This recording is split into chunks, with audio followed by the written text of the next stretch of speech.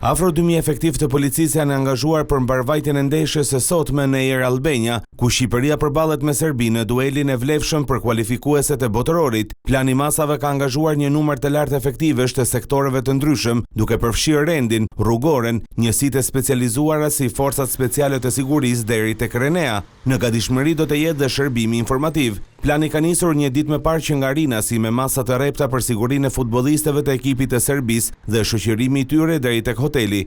Ndërkohë peshën më të madhe policia do ta ketë gjatë mbrëmjes ku pritet të zhvillohet ndeshja. Ndër masat e marra janë dhe kontrollet ndaj tifozëve shqiptar përpara futjes në stadium. Efektivet nuk do të lejojnë banderola me përmbajtje raciste, fishek zjarre, flakadan, lëndë piroteknike dhe sendet e tjera të ndaluara. Masat shtesë përfshin dhe sistemet e reja të sigurisë që janë instaluar tek Air Albania, ku do të kryhet monitorimi me kamera cilësore për të identifikuar në kohë reale të gjithë personat që shfaqen akte dhune.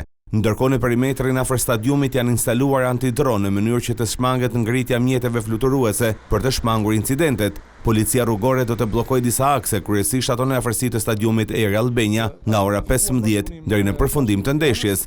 Policia apelon qytetarët që të shmangin veprimet e dhunshme gjatë ndeshjes, pasi janë vepra penale që dënohojnë deri në 5 vite burg.